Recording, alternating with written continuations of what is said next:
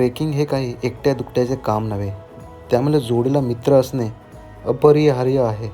मित्रसुद्धा असे असायला हवेत की त्यांना स्वतःहून आवड असायला हवी. ढकलगाडी करत एखाद्याला भलेच ट्रेकला घेऊन गेलात तर त्या ट्रेकची फज्जा उडू शकते. कोकण दिव्याला 2 मार्गांनी पोहोचता येते, गारजाईवाडी मार्गे आणि सांदोशी गावातून कावले घाट मार्गे. जर तुम्ही पुण्यावरून येत असाल तर गारजाईवाडी मार्गे यावे. पुण्यावरून पानशेत, दापसर आणि मग घोलगाव आणि मग घोलगावावरून गारजाईवाडी गाव. जर तुम्ही मुंबईवरून येत असाल तर सांदोशी गावातून कावल्या बावल्या घाट मार्गे सांदोशी गाव गाठावे. इतिहासाची सुवर्ण पाने चालताना खिंड हा शब्द ऐकण्यात किंवा वाचनात आला की डोळ्यासमोर राहते ते नरवीर बाजीप्रभू देशपांडे यांच्या रक्ताने पावन झालेली पावनखिंड. त्याचबरोबर प्रतापराव गुजर व त्यांच्या रणमर्द सहकार्यांनी लढवलेली नेसरीची खिंड किंवा शिवरायांनी कर्तलब खानाची फजिती केलेली उंबरखिंड. मात्र अशा कित्येक खिंडी, रणक्षेत्र अजूनही इतिहासाच्या पानाआड लपलेली आहेत. कुणीतरी येईल, तेथे घडून गेलेला रक्तरंजित इतिहास उघडेल, त्या अनमोल त्यागाची जाणीव विश्वाला करून देईल, केवळ ह्या आशेने. अशाच धारातीर्थांपैकी दुर्गेश्वर रायगड नामक तीर्थक्षेत्राच्या दर्शनाने पावन झालेली कावल्या बावल्याची खिंड.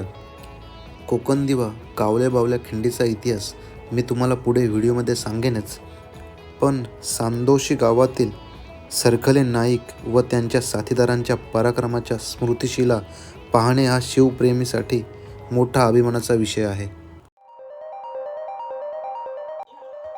जय शिवराय मित्रांनो, तुम्हा सर्वांचं स्वागत आहे आपल्या टूवर्ड्स नेचर या चॅनलवरती. आणि आज टूवर्ड्स नेचरचे सगळे मेंबर कोकण दिवा ह्या गडावरती जाणार आहेत. तर कोकण दिवा ह्या गडाचा बेस विलेज आहे तो गाव संदोशी. तर आम्ही सध्या संदोशी जो बेस विलेज आहे त्या ठिकाणीच उभे आहोत. तर शैलेश सर, ह्या ठिकाणी कसे आहे ते आपल्या दर्शकांना सांगा. किल्ल्यावर येण्यासाठी 2 रस्ते आहेत, एक संदोशी गावातून जातो आणि एक आहे तो कावळे गावातून जातो. तर तुम्ही कोणताही रूट यूज करू शकता. जर संदोशी गावातून येत असाल तर तुम्हाला इथे बस स्टॉप आहे, या बस स्टॉपजवळ येऊन तुम्ही इथे गाईड घेऊ शकता. इथे घर आहे बस स्टॉपजवळ, तुम्ही पाहू शकता. तिथे तुम्हाला सहजरित्या गाईड मिळू शकतो. तर प्लीज येताना गाईडचाच उपयोग करावा आणि गाईड मग तुम्हाला रस्ता दाखवेल येण्यासाठी. प्लस तुम्ही गाईड घेतला ना तर तुम्हाला किल्ल्याचा इतिहास आणि त्या सोबतच्या हालचाली ज्या इतिहासकालात झालेल्या असतात त्या सगळ्यांची माहिती आपल्याला गाईड प्रॉपर देतो. जर तुम्ही जेव्हाही कोणत्या गडावरती जाणार तर तिथला लोकल माणूस गाईड म्हणून त्याचा वापर करावा.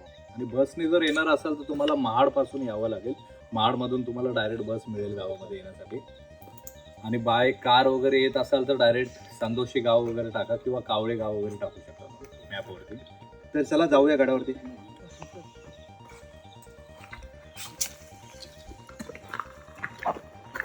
प्राचीन काळातील घाटमार्ग व त्यांच्या त्या काळातील उपयोग हा विषय इतिहास अभ्यासकांच्या दृष्टीने महत्त्वपूर्ण आहे. घाटमार्गातून चालणाऱ्या व्यापारी मालाच्या ने-आण करण्यावर राज्यकर्ते जकात लावित असत. राज्य चालवण्यासाठी राजाला जे उत्पन्न लागे त्यासाठी जकातीतून मिळणारी रक्कम हा एक प्रमुख मार्ग होता.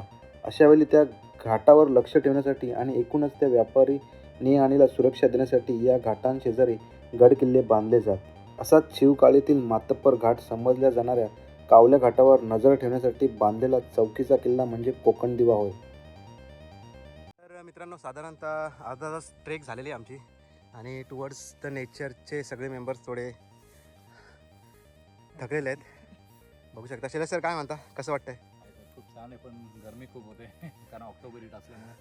त्यामुळे मित्रांनो, तुम्ही जर इकडे येत असाल तर पाण्याच्या बॉटल एक्स्ट्रा कॅरी करा. हे बघा, नितीन सर आमचे, अविनाश सर सध्या वेट लॉसवरती आहेत. कशासाठी ते माहीत नाही आम्हाला, पण वेट लॉस करतात. पण ट्रेकिंगमध्ये तुमचा वेट लॉस बराच झाला, चांगल्या प्रकारे झाला आहे असं मला वाटतं. सर काय म्हणता तुम्ही? ट्रेकिंग करत जा. काय म्हणता राजेश सर, कसे आहात तुम्ही? आपल्याला बघा, आपण सध्या इथं आहोत खालती, आपल्याला जायचं आहे ते बघा, आपला खूप दूर आहे. हे बघा पठार,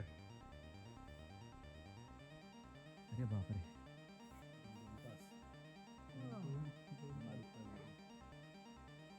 जाऊया काय नाही. तर मित्रांनो, आपल्यासोबत आज आपले मार्गदर्शक म्हणून संदोशी गावातून प्रथम सर्कल आहेत. तर प्रथम, काय म्हणतोस तू? खूप वयाने लहान दिसतोय, साधारणतः 8वी ते 9वी. तर पहिल्यांदा कधी गेलेलास तू ह्या गडावरती? अच्छा, तेव्हा गेलेला. आता आपण साधारणतः अर्धा तरी झालं का आपला? आम्ही साधारणतः 1 तास झाला चालतो आणि थोडी विश्रांती घेतोय आता. काय म्हणतो नागेश, तुझी बऱ्याच विश्रांतीनंतर ही ट्रेक आहे. तू थकत असेल. खूप थकतोय आणि एक गोष्ट सगळ्यांना सांगू इच्छितो, प्लीज जे ट्रेकिंगचं आपलं शेड्यूल आहे ते ब्रेक करू नका. ब्रेक घेतल्यानंतर असा परिणाम होतो, त्रास होतो. काय शैलेश सर, काय म्हणता? जे सातत्य ते छान आहे. पहिल्यांदा तुम्हाला मी खूप खूप धन्यवाद देईन, कारण तुम्ही ट्रेक एकदम सरप्राईजली आम्हाला माहिती नव्हतं. आम्ही तैलबैलाच्या ह्याच्यामध्ये होतो, पण कोकण दिवा अचानक सरप्राईज दिला, त्यामुळे अविनाश सर तर शॉकच झाले आमचे. काय म्हणता अविनाश सर? नितीन सर काय म्हणता? नितीन सर इकडे बघा जरा कॅमेऱ्यात. हो नितीन सर.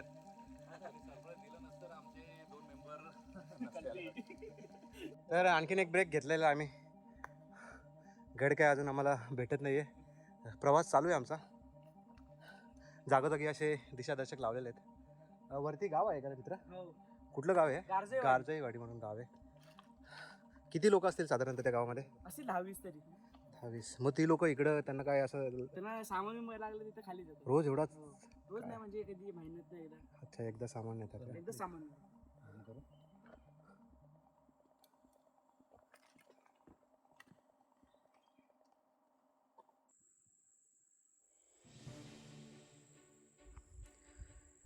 मित्रांनो, हीच ती कावले खिंड.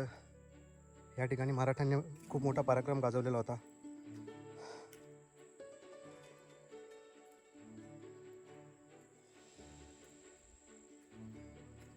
पाहू शकता खिंड. या ठिकाणी टाळदेव आहे.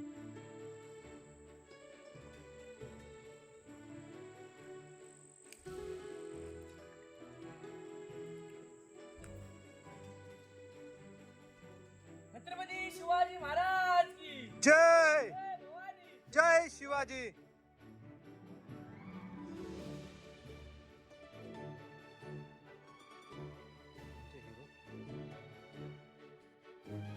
आधारस्तंभ आमचे गाईड पाणी सगळं संपलेलं आहे सर आपल्याकडे. आणि आमचे सध्या फक्त एकच फॉरेनर आणि आमचे मार्गदर्शक आणि आमचे सिस्टम रॉकमॅन दाविनाथ सर, ऑलवेज ऑन टॉप. मित्रांनो, मला माहिती आहे तुम्ही कावले बावल्या खिंडीचा इतिहास ऐकण्यासाठी आतुर असाल. हा काळ आहे 11 मार्च 1689, जेव्हा छत्रपती संभाजी महाराजांचं निधन झाले. राजधानी रायगडावर वयाने अवघे लहान असलेले राजाराम महाराज गादीवर आले, छत्रपती झाले. आता औरंगजेबाने जणू मराठा साम्राज्य संपवण्याचा प्रण केला होता. त्याने कर्तबगार सरदार शहाबुद्दीनला रायगडाला वेढा टाकण्यास व राजाराम राजांना पकडण्यासाठी पाठवले. जुल्फिकार खानच्या थोडक्या सैन्यांनी आधीच रायगडाला विलखा टाकला होता. हाच वेढा मजबूत करण्यासाठी औरंगजेबाने तेवढेच मोठे सैन्य शहाबुद्दीन सोबत पाठवले. पूर्ण खिंडीत कापाकापी सुरूच होती. जो समोर येईल त्याला फक्त चिरायचं एवढंच ते करत होते. रक्ताने ते भिजले, माखलेले. तासावर तास उलटले. सुमारे 16 तास सरले होते. जिवाजी सरकले यांचा हा महापराक्रम पाहून मुघल सरदार स्तब्ध झाला होता. जिवाजी सरकले यांनी खानाची अर्ध्याहून अधिक सेना परास्त केली होती, सुमारे 4000हून अधिक. काही तासांनी ही गोष्ट खाली सांदोशी गावात समजली. त्यावेळी गावात मुक्कामी असलेले गोदाजी जगताप काही 60-70 गावातील मावळे घेऊन जिवाजी सरकले यांच्या मदतीसाठी त्या खिंडीकडे धावत गेले. आता मराठ्यांची अशी मूठभर जेमतेम 60-70ची ही फौज खिंडीत आली. खिंडीत आता भयानक युद्ध सुरू होते. रक्ताचे पाट वाहायला लागले. जिवाजी सरकले रक्तात भिजून गेले. तलपत्या सूर्यासारखे ते लालबुंद झाले होते. या मराठ्यांनी जणू कहरच केला. खिंडीत रक्ताचा अभिषेक झाला. खानाला आता घाम फुटला. मराठ्यांच्या तुफानी वारांनी पठाण कापले गेले. खानाचं सैन्य आता संपत चाललं होतं. आपली हार होणार हे खानाला आता समजलं. आपला जीव वाचवण्यासाठी शहाबुद्दीन खान व राहिलेले काही 100-150 सैन्यांनी खिंडीतून पळ काढला. मुठभर मराठ्यांनी हजारोंना संपवले. मावल्यांनी अखेर युद्ध जिंकला. मात्र जिवाजी नाईक सरकले यांचा या अग्निकुंडात बली गेला. जिवाजी नाईक सरकले यांनी मरेपर्यंत खिंडीतून एकही गणीम जाऊ दिला नव्हता. त्यांनी विजयश्रीचा झेंडा लावत आपला देह रणी ठेवला. तब्बल 16 तास पेटलेले हे युद्ध शांत झालं. स्वराज्यावरचं सर्वात मोठं संकट टाळलं. युद्ध संपल्यावर राहिलेल्या काही मावळ्यांनी जिवाजी सरकले व शहीद झालेल्या मावळ्यांना त्यांचे प्रेत घेऊन खाली संदोशी गावात आले. संदोशी गावात शिवाजी नाईक सरकले व इतर शहीद झालेल्या मावळ्यांचे अंत्यविधी पार पाडले. त्यांच्या घरातील स्त्रिया सती गेल्या. हे त्याग असामान्य होते. तब्बल 16 तास पेटलेले हे युद्ध, 16 तास लढणारे ते मराठे काय असतील आणि अखेर मराठ्यांच्या बलिदानाने व विजयाने ते संपले. शिवाजी सरकले नाईक यांच्या मरणाचं सार्थक झालं, कारण छत्रपती राजाराम महाराज सुखरूप दक्षिणेत पोहोचले. आजही या लढाईत शहीद झालेल्या वीरांचे शिवाजी नाईक सरकले यांची साक्ष असलेल्या वीरगळी समाधी सतीशिळा गावात आहेत. 350 वर्षापूर्वी खिंडीत कोरलेल्या त्यांची मूर्ती त्यांच्या अतुलनीय पराक्रमाची साक्ष देते.